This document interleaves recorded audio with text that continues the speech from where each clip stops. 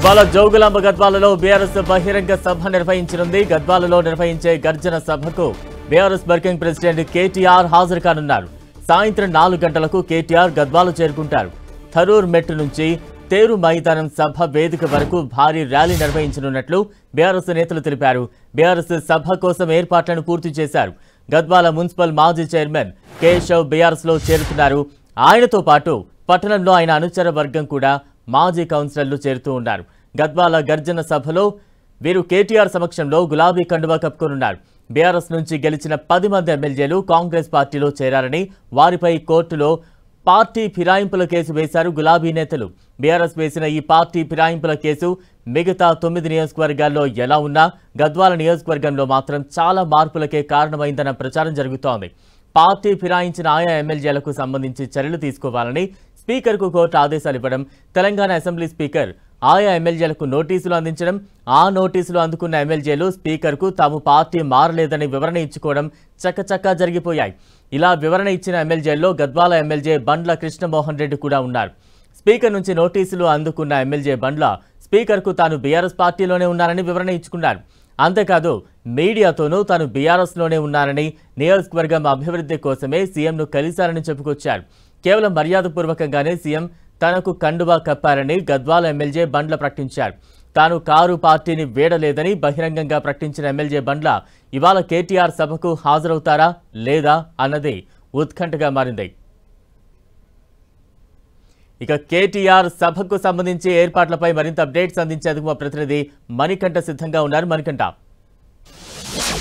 Balaram Naidu BRS working president KTR Gadwal జిల్లాలో పర్యటించున్నారు. గద్వాల పట్టణంలో ఏర్పాటు చేసినటువంటి బహిరంగ సభలో కేటీఆర్ పాల్గొన్నారు. సాయంత్రం 4 గంటల ప్రాంతంలో గద్వాల పట్టణానికి చేరుకున్నటువంటి కేటీఆర్ వారి ర్యాలీతో ఏదైతే గద్వాల పట్టణంలో ఏర్పాటు చేసినటువంటి సభా స్థలానికి చేరుకుంటారు. అక్కడ దాదాపుగా 15,000 మందితో ఈ సభను నిర్వహించేలా బీఆర్ఎస్ శ్రేణులంతా కూడా సమాయత్తం అవుతున్నటువంటి పరిస్థితి. ఈ నేపథ్యంలోనే పూర్తిగా పెద్ద ఎత్తున పార్టీలో చేరికల అంశం కూడా ఉంది. అక్కడ ఎవరైతే గద్వాల మున్సిపల్ చైర్మన్ అయినటువంటి బిఎస్ కేశవ్ తో పాటు కొంతమంది కౌన్సిలర్లు, అదేవిధంగా మాజీ సర్పంచ్లు పెద్ద ఎత్తున వీరంతా కూడా పార్టీలో చేరుతున్నటువంటి పరిస్థితి.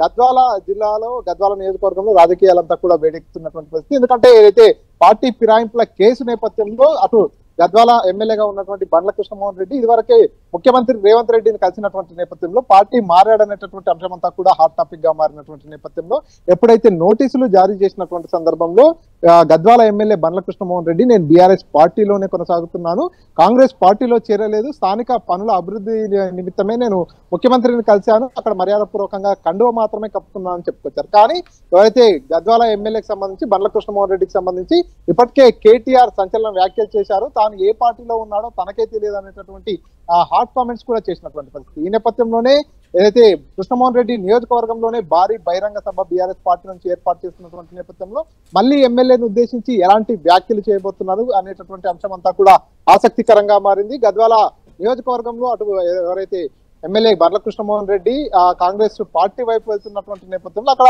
బీఆర్ఎస్ పార్టీకి కూడా కొంత వీక్ అవుతున్నటువంటి నేపథ్యంలో పెద్ద ఎత్తున అక్కడ చేరికలు కావచ్చు, ఆ పార్టీని బలోపేతం చేసే దిశగా బీఆర్ఎస్ పార్టీ ముందుకెళ్తుంది. అందులో భాగంగానే ఇదివరకే దాదాపుగా 200 మందితో కాన్వాయ్తో కూడా పెద్ద ఎత్తున తెలంగాణ భవన్ వరకు కూడా ర్యాలీగా వెళ్లారు బీఆర్ఎస్ శ్రేణులంతా కూడా. పెద్ద ఎత్తున పార్టీలో కూడా చేరికలు జరిగాయి.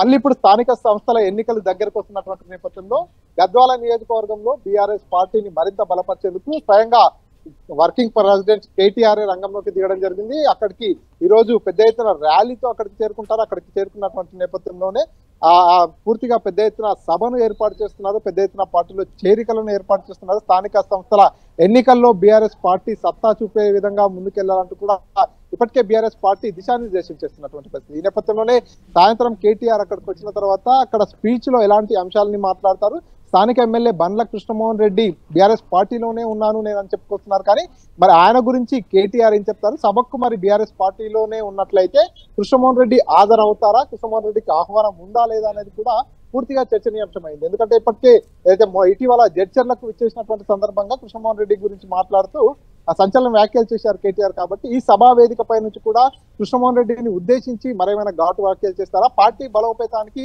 కార్యకర్తలకు ఎలాంటి బూస్టింగ్ ఇస్తారు, ఎంతమంది పార్టీలో చేరతారనేటటువంటి అంశం అంతా కూడా ఆసక్తికరంగా మారింది. Balaram, right, thank you Manikanta.